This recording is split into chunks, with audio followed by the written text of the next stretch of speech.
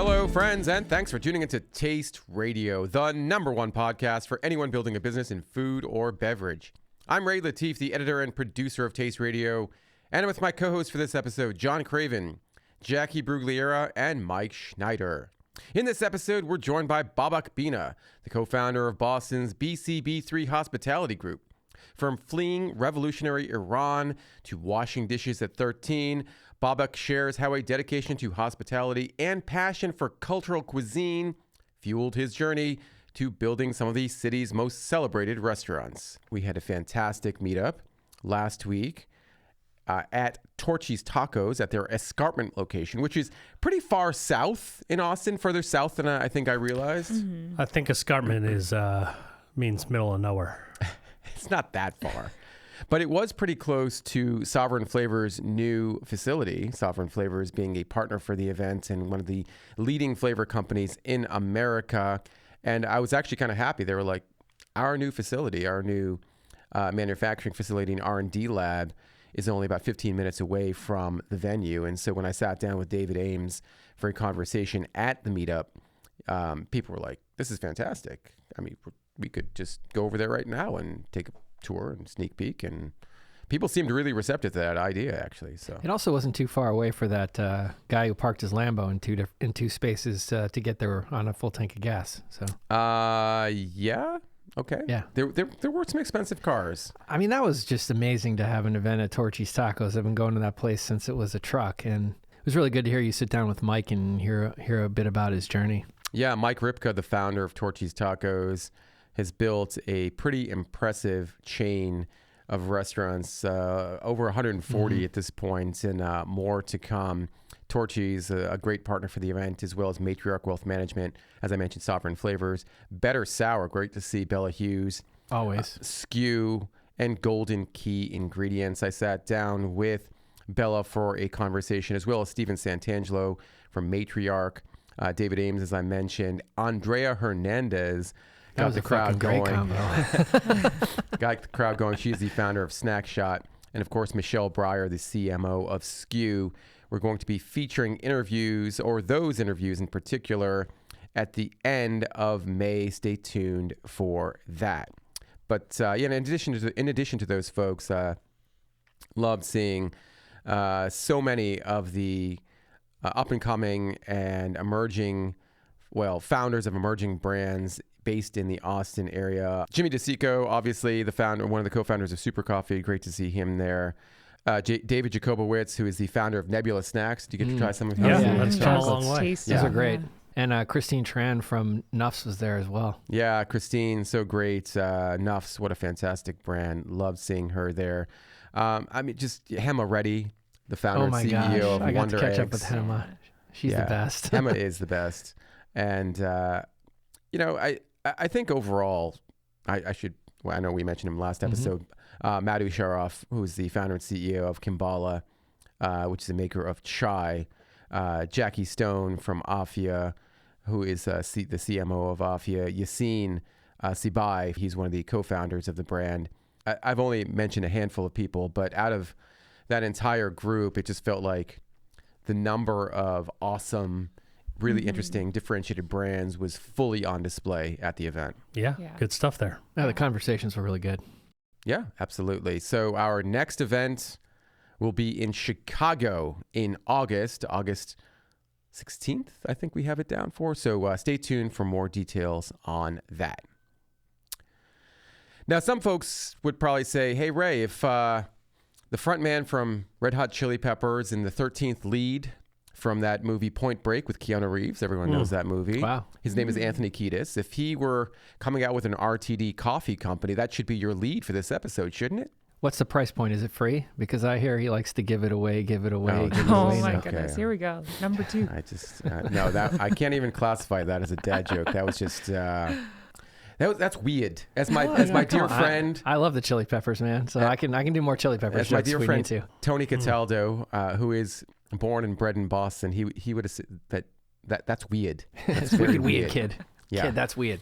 Yes. No, Anthony Kiedis has, alongside his celebrity friend, Shane Powers, who's a podcaster and former Survivor contestant, they have created a new RTD canned coffee brand called Jolene. Who sings that song, Jolene? Is that Dolly Parton? Jolene, Jolene. You know? Nobody? Crickets. Anyway. I didn't wait for people to Google it. Didn't know it was going to be named that tune today. Okay. Didn't know it was going to name that tune. Nice. Yeah, Dolly Parton. So Jolene launched on May 12th. That would be Monday of this week, with a 2 SKU line that includes a black cold brew and an oat milk latte. Both are packaged in 8.4 ounce slim cans. The trademark tagline is "Everything happens over coffee." So they have some prominent partners as well. Concert and event company Live Nation, John Terzarian, who's the founder and CEO of restaurant and nightclub company The H Wood Group, and celebrity spirit company Global Brand Equities are all investors in Jolene. And guess what? We're gonna get to hear much more about this brand at BevNET Live, because you know who's going to be at BevNET Live talking about this brand, Jolene, is Anthony Kiedis. Come himself. on, dude. Yeah. Are you serious? I am serious. Oh, that's awesome. You'll get to go up to him and sing all his song lyrics. How do you not know about this? You're the CRMO. He doesn't pay attention. I too busy making lattes. I knew, Ray. Come on. Okay. That was good. Good acting. Well done, Mike. Because you got all red in the face, and I thought you were like, I mean, I can't believe it. It's pretty awesome to hear it, though. It is pretty awesome to hear it. And you're the man who made it happen. Not exactly. Not true. Not exactly. Not true.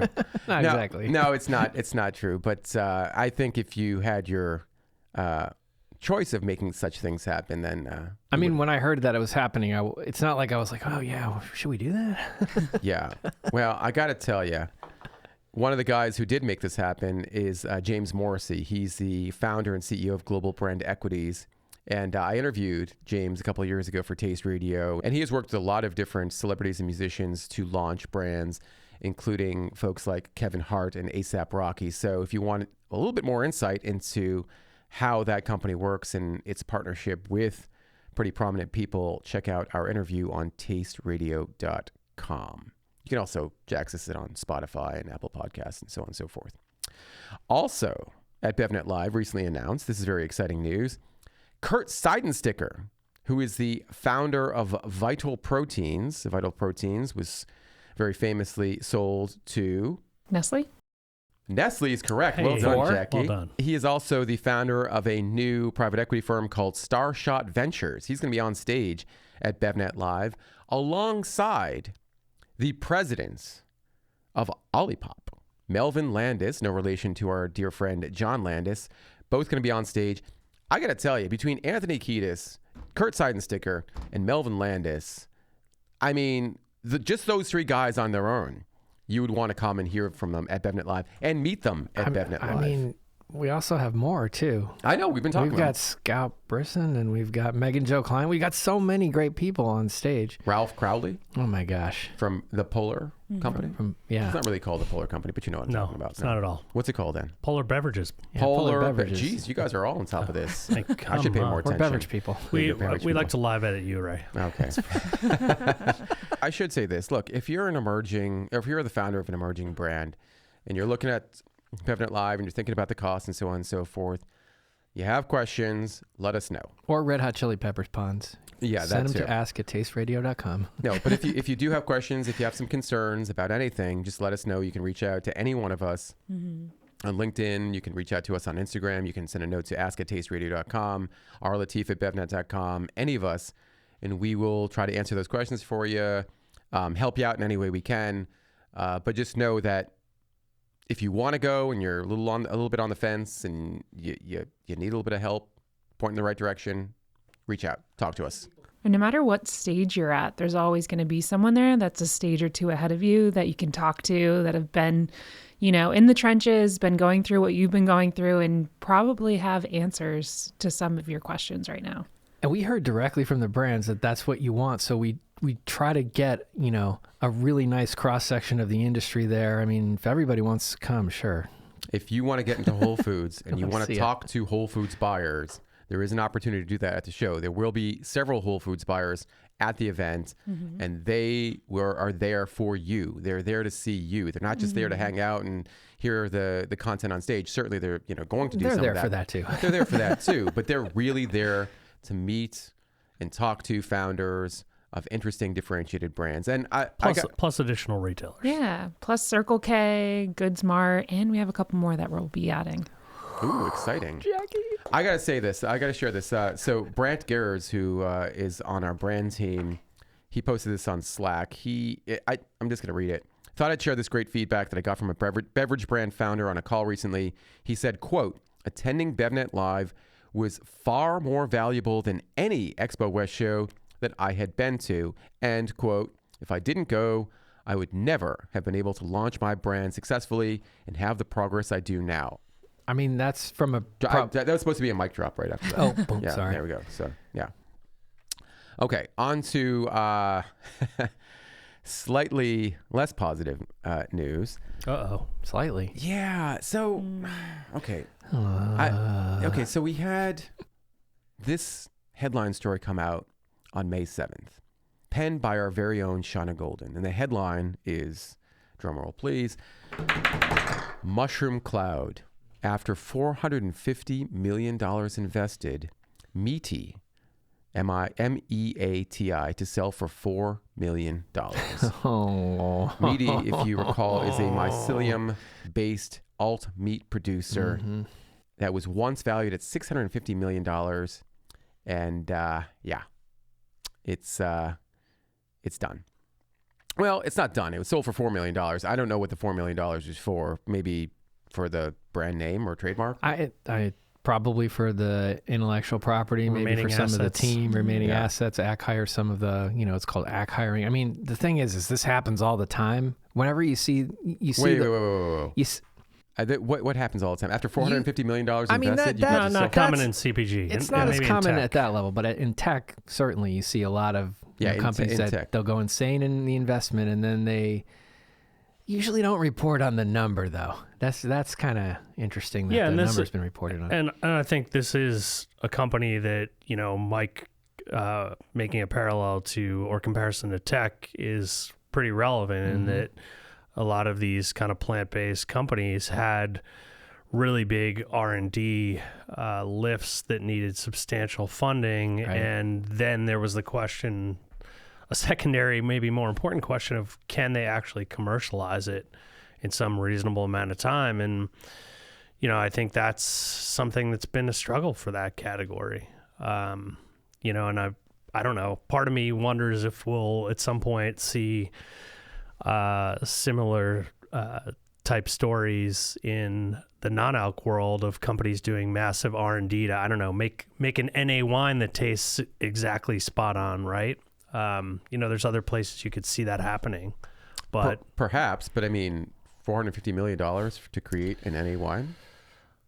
I'm saying to truly replicate the flavor. I'm just making up a hypothetical. I don't know, something that seems like it has a big pot of gold if you nail it, but you might not nail it, and the consumer might not accept it in the form that you try to commercialize it. And I think that's kind of what we see with a lot of these plant-based meat offerings. And this was an opportunity to try to spin that up really fast too, and to create a world-class research, world-class marketing, world-class sales, world-class, branding, all that kind of stuff goes, that's what goes into the creation of a technology-based company like that, who's trying to get an edge on others who see this trend as John said, I like the pile of gold at the end of the rainbow kind of thing. Yeah, I think, you were, John, it's you hard mentioned... to stand on a rainbow, though. You mentioned plant-based meat, and I think that's kind of where I'm going here, or what I wanted to talk about, because the day after it was announced that Meati was sold for $4 million, Beyond announced its Q1 earnings report,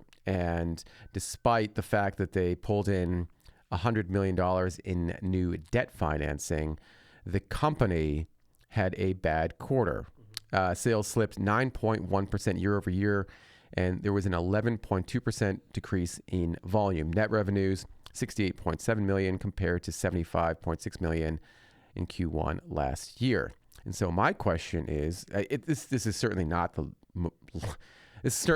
only bad earnings report that we've seen from Beyond, and it seems to be something that we're seeing more often and in every part of the plant-based meat category. So my question to you guys is there a future for plant-based meat? Yeah, I think there's a future. I think this is almost like a recalibration. Like there was a big boom and plant-based meat was everywhere, and we had finally like one-to-one almost replacements. But then there's like this other side where the consumer is getting more educated on what's actually going into these plant-based meats. And there's a lot of skepticism now with especially like Impossible and Beyond of like how many oils, like what's going into these. Like these are, you know, very manufactured proteins and people are trying to eat a lot simpler. And with these like overly manufactured meats, there's a lot of like, you know, maybe gut issues and allergies and things that are also coming up. So I think there's like I said, like a recalibration of like rebuilding some trust with the consumer of these plant-based meats, and then also looking at like the ingredient profile. Well, I think also like, again, I'd make maybe a little bit of a comparison to the NA market again. And, you know, we've talked about this a lot, that there's kind of a bigger opportunity for like a sober curious than someone who wants full sobriety. And I think to some extent, a lot of these plant-based meat companies have almost the same challenge of like, they're not going to convert millions of people quickly into eating a fully plant-based diet and giving up meat. But clearly a lot of people trialed these things, which I think, you know, is part of the reason why brands like Beyond and Impossible were kind of like quick out of the gate. But I'm not really sure that there was like a compelling reason, and maybe that the product quality was at a point where someone was like, man, I want to just keep eating this. And, you know, some of the stuff that Jacqui said, I think for certain consumers is true, but, you know, on the most basic level, like they're not a true one-to-one replacement. Well, that's what they were intended to be, right? They were, but I think it's, you know, I think to answer your original question of is there a future, I think the answer is yes, but the timeline that there's going to be adoption for these products is clearly much more extended than any of these companies thought. So, you know, I think there's like the original rush to this was like, you know, we ticked the box, we made plant-based stuff that looks like a chicken nugget or a ground beef or a sausage, and that was good enough, but it wasn't.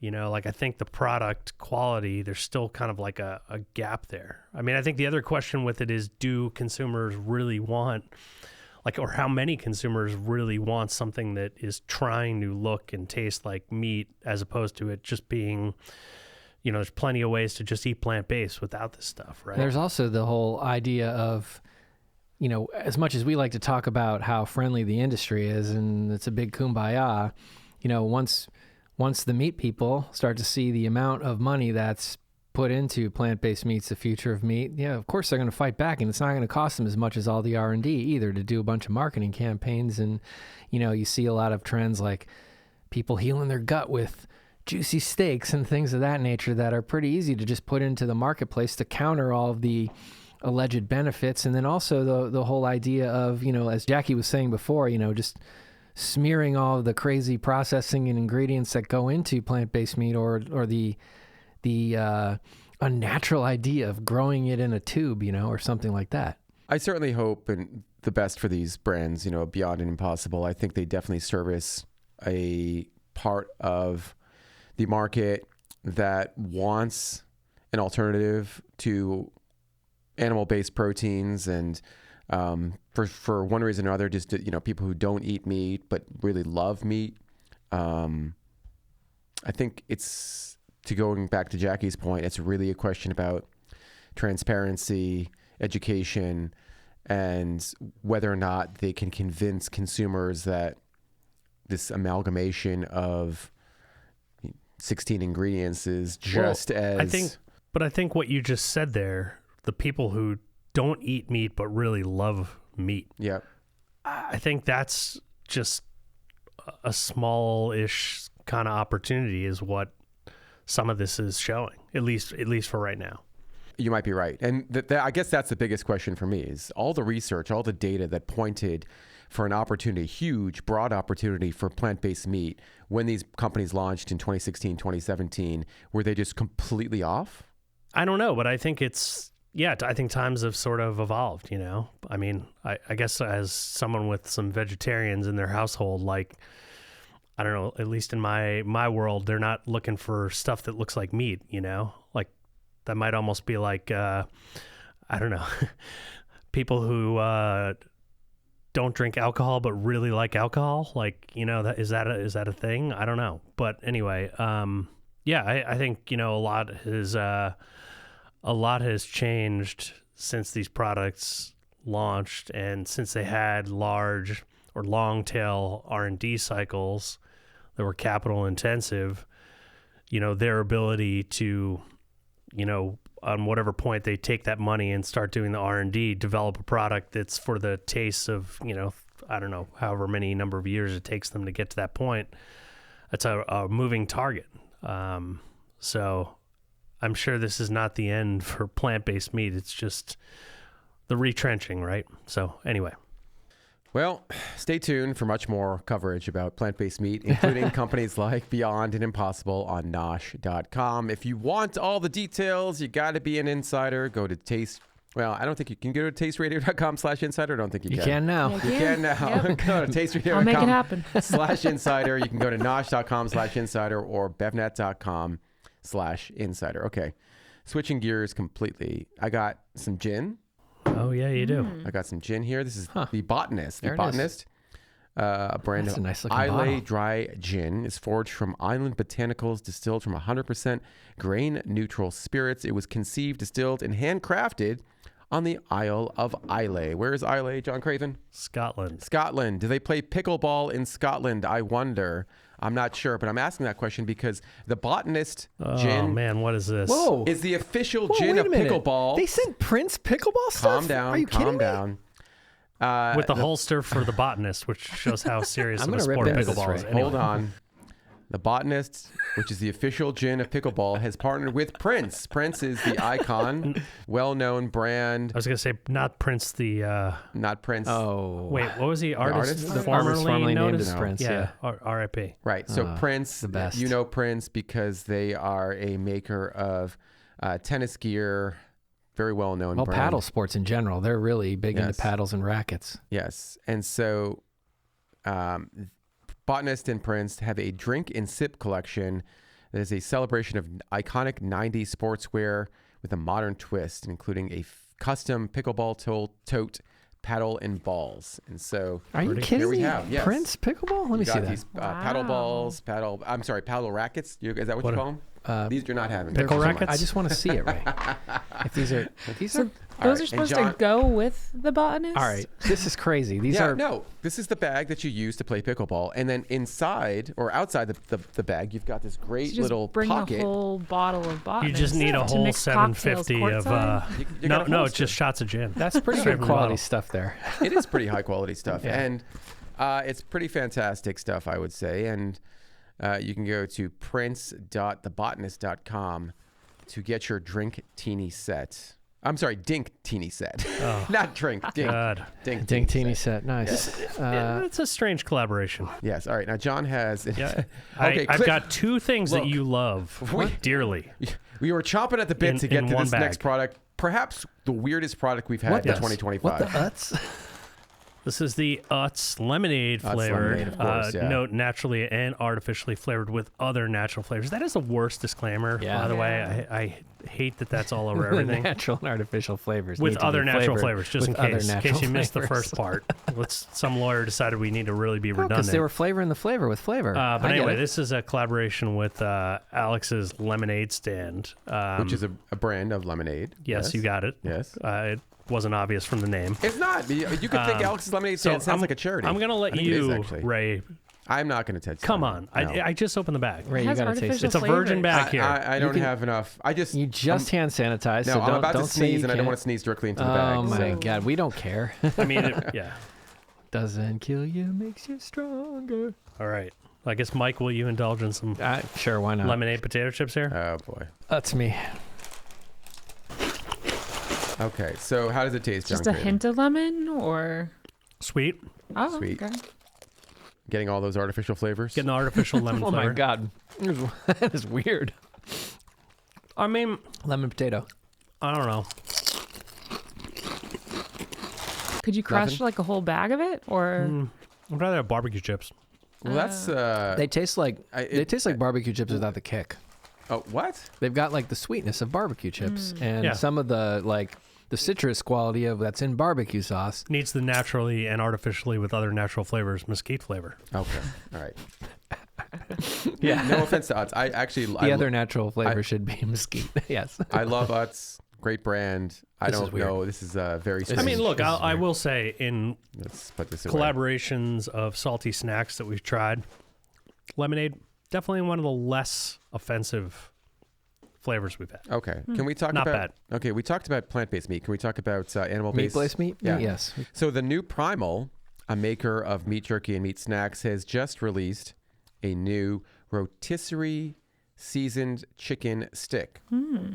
This has 0 sugar. chicken made with stick. all natural chicken, 10 Okay. grams of protein, 60 calories per stick. So it tastes like rotisserie chicken. I had one the other day. It's quite delicious. The new Primal is just one of those companies that I've respected for a long time. Jason Burke, who is the founder and CEO, we've had him on Taste Radio a couple times. I've seen chicken sticks before, but I think what has always lacked is the flavor. You know, sometimes it's kind of a bland. They try to add some spice here and there. It just doesn't really taste right. This actually does taste like a rotisserie chicken, which is pretty Good. phenomenal. I mean, if you're going to call it rotisserie, it should probably taste like it. Yes. Also new from a well-known jerky and beef stick company, that of Archer. Archer, formerly known as Country Archer Provisions, has released a new beef stick with prime rib style seasoning. Nice. It's made with grass-fed beef, also 0 sugar. They also have a beef stick with pepperoni style seasoning, also grass-fed beef, and a beef taco style one.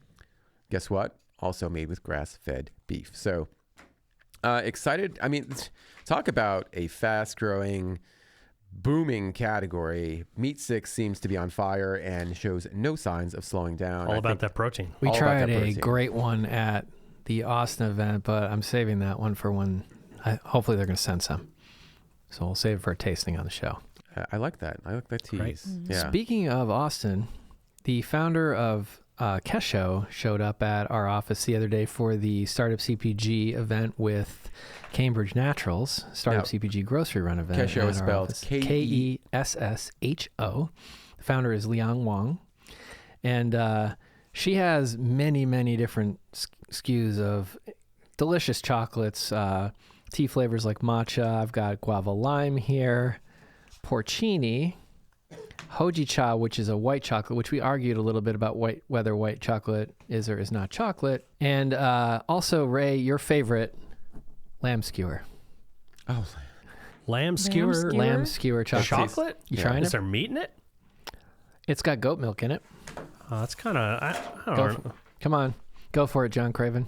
I'm nervous about this one. goat milk, but lamb. I don't know. Yeah, there- why? Wait, There why? is a disconnect, Jacqui. Yeah, Jackie's quite very a disconnect. confused, and she, as she should be. It's- Too many different animals going on in that chocolate. Wait, so this is just a goat milk It's chocolate a bar. barnyard of chocolate in there. It's delicious I mean, and very strange. it's got chili powder in it. I'm just saying, John. Keep Yeah, here he goes. There he adding to goes. the He's going in. confusion. He's going Hard- in. I have Slightly no hard idea. to what's open. I've lost control of the show.